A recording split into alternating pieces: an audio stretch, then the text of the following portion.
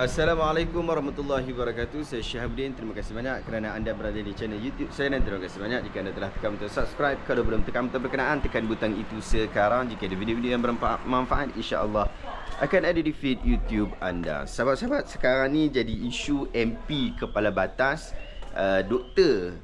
Siti Mastura Muhammad. Dia berikan satu kenyataan yang bersifat fitnah apabila dia mengaitkan di antara Lim Kit Siang dan juga Lee Kuan Yew, yang mana kedua-duanya ini dianggap sebagai sepupu. Dan sebelum ni dia ada sebut tentang Lee Kuan Eng dengan Chin Peng juga, kata ada hubungan kekeluargaan juga, dan beberapa isu-isu yang lain yang telah dibuat report polis, diambil tindakan dan sebagainya. Cuma untuk isu Lim Kit Siang dan juga Lee Kuan Yew ni dah diambil tindakan saman kepada pihak beliau. Dan ini agak menarik sahabat-sahabat, kerana ini adalah isu fitnah yang dulu-dulu kita dengar. Saya pertama kali sebenarnya mendengar isu Dr. Siti Mastura ni adalah ketika saya mendengar podcast Keluar Sekejap daripada KJ. Dan bila saya dengar tu, saya rasa betul juga apa yang KJ sebut, masih laku ataupun tak. Dan Syahril di dalam podcast berkenaan kata bahawa kalau dia sebut begitu, maksudnya adalah orang minat lagi. Jadi ada lagi orang yang termakan di fitnah yang bodoh seperti itu. Kenapa kita sebut fitnah yang bodoh? Sebab kalau ikut nama dari sudut fakta dia tu memang jelas sangat. Seorang Lim Kit Siang, seorang lagi Lee Kuan Yew. Kan satu keluarga Lim, satu keluarga Lee. Kita tahu family name pun tak sama dah. Bila family name tak sama, macam mana nak jadi sepupu? Sepupu ni orang yang sangat dekat. Jadi benda macam tu pun orang masih lagi boleh terima. Bahkan setahu saya, buat masa ini, setahu saya, jika ada info yang berbeza, mohon maklumkan saya. Tapi setahu saya, sampai sekarang ni dia tidak mengeluarkan sebarang permohonan maaf. Satu kenyataan permohonan maaf, maksudnya dia tarik balik lah kenyataan yang bersikap mungkin terlepas cakap ke, ataupun terlalu emosi ke, ataupun dia pernah dengar hearsay berkaitan tentang isu tu, lalu dia sebutkan hearsay berkenaan. Jadi sepatutnya dia keluarkan permohonan maaf lah. Tapi kalau dah ada permohonan maaf, itu adalah cukup memadai. Sebab sekarang ni dia tersilap lah kalau kita kata ini adalah satu kesilapan. Cuma kalau kita tengok dekat Facebook, dekat YouTube dan sebagainya, orang duduk TikTok lagi, orang duduk sebarkan cerita ni seolah-olah ia adalah kebenaran. Dan apa yang disebutkan oleh Dr. Siti Mastura tu adalah, itu adalah yang benar-benar sebenar-benarnya. Sedangkan nampak sangat jelas, orang bodoh pun tahu beza. Tapi cuma inilah keadaan kita, dan kita bimbang keadaan ini berterusan menyebabkan keadaan pemikiran orang kita keterlaluan di dalam menerima sesuatu kenyataan, sehingga dianggap semua kenyataan daripada orang yang kita suka, kita sokong itu dianggap sebagai kebenaran mutlak. Sedangkan kita diajar untuk membuat semakan terlebih dahulu. Bahkan apabila guru kita, orang yang soleh, orang yang alim, melakukan satu kenyataan, boleh jadi kenyataan beliau itu juga boleh dipertikaikan.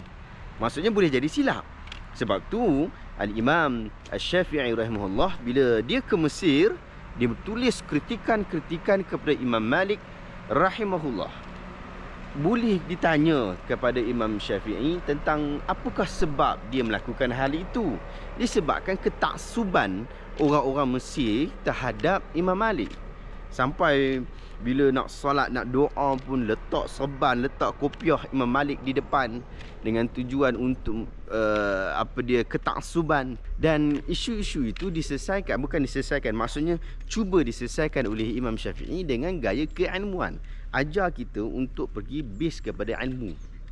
Tapi kalau kita tak base ke situ, dia akan jadi masalah yang besar. Sebab tu Allah Ta'ala sebut dalam surah Al-Isra ayat 36, wala taqfu ma laysa laka bihi ilm innas sam'a wal basara wal fuad kullu ulaika kana anhu mas'ula. Jangan kamu sebutkan. Wala taqfu bermakna wala taqul. Imam Mujahid rahimahullah dalam tafsirnya disebut wala taqfu bermakna wala taqul. Jangan kamu sebut sesuatu perkara yang kamu tidak ada pengetahuan tentangnya. Kerana pendengaran, penglihatan, jantung hati kamu, semuanya akan dipersoalkan oleh Allah Ta'ala. Jadi kita disuruh seperti itu. Kita disuruh untuk buat semakan, terus belajar dan terus belajar untuk kita dapat manfaat ilmu. Kalau sekadar satu kenyataan, bahkan kenyataan bodoh pun kita boleh percaya seperti itu, bagaimana dengan fakta-fakta dan data-data yang lain? Bagaimana kita nak jadi satu masyarakat yang maju, yang ke depan, sekiranya satu fakta yang jelas tidak dapat diperhatikan, lalu disampingkan dan tidak diberi kenyataan untuk melawannya? Hanya kerana kenyataan yang dikeluarkan itu adalah daripada company kita ataupun daripada orang geng kita, daripada grup kita. Hanya sekadar itu sahaja. Itu adalah satu perkara yang saya fikir tidak patut. Sahabat-sahabat, baru ni juga sahabat saya Kapten Hafiz Firdaus, seorang pilot Malaysia Airlines, yang kita tahu bahawa dia bukan sekadar pilot. Sejak saya belajar di Al-Azhar lagi, saya tengah belajar dekat Al-Azhar, dia telah menulis banyak buku dan kita telah membaca, mengambil manfaat daripada buku-buku beliau. Baru-baru ni ada orang nak buat benda yang sama, tetapi ini adalah satu fitnah yang juga bodoh, iaitu cubaan untuk character assassination. Nak menjatuhkan maruah beliau, nak bagi orang tak dengar mungkin YouTube beliau. Lalu dikeluarkan satu poster yang saya kira poster ini agak melampau. 16 sebab wajib ni di sini. 16 sebab wajib tolak Kapten Hafiz Firdaus. Kita kata kita kalau nak tolak seseorang tak ada masalah, no issue. Bukan tolak orang itu sendiri, sebab bagi kita setiap umat Islam adalah dimuliakan oleh Allah Ta'ala berdasarkan dalam surah Al-Mujadalah ayat 11. Ba'da a'udzubillahi minasyaitonir rajim, Allah Ta'ala sebut, yarfa'illahu alladhina amanu minkum walladhina utul ilma darajat. Allah Ta'ala angkat setiap kita ni, setiap umat Islam ni Allah Ta'ala angkat. Dan Allah Ta'ala angkat beberapa daripada kalangan kita, daripada kalangan orang yang diberikan ilmu dengan beberapa darajat. Jadi itu tahap kita. Maksudnya setiap orang kita adalah disanggap sebagai orang yang mulia. Cuma bila disebut 16 sebab wajib tolak Kapten Hafiz Firdaus, kita ada nampak fishes issue dekat situ. Kita baca satu. Yang pertama, mengeluarkan fatwa wanita boleh melacur dalam keadaan darurat. Yang kedua, membida'ahkan membaca surah Al-Fatihah untuk si mati. Yang ketiga, mengaku dan bangga menggunakan produk babi. Yang keempat, menyokong dan menggalakkan program sentuh anjing tapi mengkritik keras program selawat. Yang kelima, menyamakan membaca doa makan seperti Kristian. Jahil murakab, iaitu tidak sedar akan dirinya bukan ahli ilmu. Selalu salah guna kaedah usul fiqh untuk menghalalkan pendapat sendiri. Mulutnya asyik membida'ahkan amalan secara melulu tanpa bimbingan ilmu yang betul. Pernah mengaku dirinya tidak pandai bahasa Arab tapi sering mengkritik ulama. Mengelirukan umat dengan salah nukilkan pandangan ulama. Tidak mematuhi syarat ahli jarh wa ta'dil untuk menyampaikan hal agama. Disekat daripada menyampaikan pendapat tentang agama di beberapa negeri. Tidak melazimi talaqi bersanad dan hanya memadai dengan membaca sendiri. Salahnya lebih banyak dari yang betulnya disebabkan bukan bidang agama. Tidak diiktiraf ilmu dan tiada tauliah daripada Jabatan Agama Islam negeri. Mendakwa orang yang sambut maulid Nabi adalah orang yang bodoh. Itu adalah 16 kenyataan yang dianggap sebagai patut ditolak Kapten Hafiz Firdaus. Saya yakin insya-Allah Kapten Hafiz Firdaus dia tidak akan diam terhadap isu ini. Pasti dia akan menjawab satu persatu kenyataan itu. Saya yakin itu kebiasaan beliau. Jadi mungkin anda nak dengar tentang penjelasan beliau terhadap satu persatu dakwaan kepada beliau tu, anda tunggu video daripada beliau. Sama ada dah terbit atau belum, saya tak pasti. Saya rasa belum terbit lagi. Tapi mungkin selepas release video kita ni dah terbit kenyataan jawapan daripada Kapten Hafiz Firdaus. Sahabat-sahabat, apa yang penting, orang yang baca pun tahu bahawa ada sebahagian yang disebutkan itu adalah perbahasan fiqah. Macam orang Islam menyentuh anjing. Ini adalah perbahasan fiqah, perbahasan fiqh yang ia terbuka dengan keluasan. Negara kita pun dah semakin banyak anjing. Kalau negara-negara lain, kalau negara macam Mesir sebagai contoh, lebih luas dia punya fiqh berkaitan tentang anjing sebab sangat banyak anjing dekat sana. Dekat tempat kita pun dah makin banyak anjing.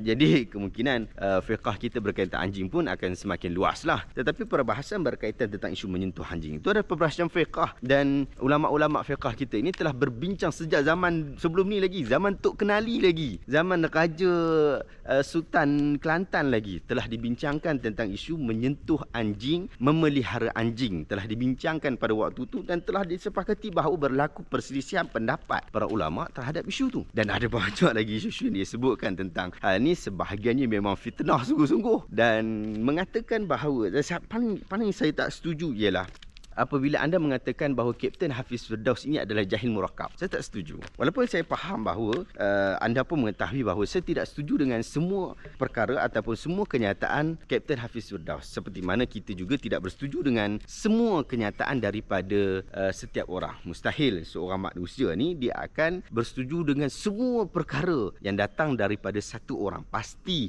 ada perkara yang dia akan berselisih. Itu adalah adat kebiasaan manusia yang Allah Ta'ala dah ciptakan kita dengan tabak, dengan cetakan berkenaan. Tetapi banyak bersetuju dengan seseorang ini tidak menjadi masalah. Oleh sebab itu kita boleh bermazhab dengan mazhab-mazhab tertentu kerana kita boleh bersetuju dengan banyak pandangan-pandangan daripada mazhab-mazhab tertentu. Dan boleh jadi kita juga dalam mazhab yang sama kita tak bersetuju. Kita mungkin mengambil pandangan daripada mazhab yang lain. Macam bab zakat contoh, kita bersetuju dalam mazhab-mazhab yang lain, tetapi dalam pandangan mazhab Syafi'i ada sebahagian kita tidak bersetuju dengan qaul mu'tamad dalam mazhab Syafi'i. Dan itu salah tak? Itu tidak menjadi satu kesalahan pun. Begitu juga, demikian juga tentang isu Kapten Hafiz Firdaus. Kita tidak bersetuju dengan semua kenyataan beliau, tetapi itu juga tidak menafikan kita tak boleh bersetuju dengan kebanyakan daripada kenyataan beliau. Yang saya nampak Kapten Hafiz Firdaus ni dia keluarkan kenyataan berdasarkan kepada semakan dia. Maksudnya daripada dapatan info yang beliau semak sendiri. Sama ada awak setuju dengan dapatan beliau, sama ada awak tidak setuju dengan dapatan beliau, itu terserah kepada anda. Anda boleh buat kritikan apabila kenyataan dia mungkin dianggap sebagai menyeleweng ataupun tidak bertepatan dengan fakta. Saya juga ada beberapa video yang saya telah buat untuk mengkritik beliau. Bukan sekadar mengkritik, saya juga sekadar memberikan pandangan kepada beliau. Tetapi ada juga yang kita memuji beliau. Banyak apa yang dia buat kita setuju. Sebab apa kita setuju? Sebab kenyataan yang beliau sebutkan bukan datang daripada lepah mulut saja. Betul? Main-main sedap cakap saja. Bukan macam tu. Itu bukan cara Kapten Hafiz Firdaus. Dia buat semak dulu, dia buat penulisan dulu, dia buat nota dulu. Sebahagian yang dia sebut memang dia tulis. Memang dia terbitkan, dia publish dalam blog, dia publish dalam Facebook, dia publish dalam YouTube dan sebagainya. Jadi memang dia buat semakan terlebih dahulu. Dan semakan berkenaan juga bukan sekadar disimpan.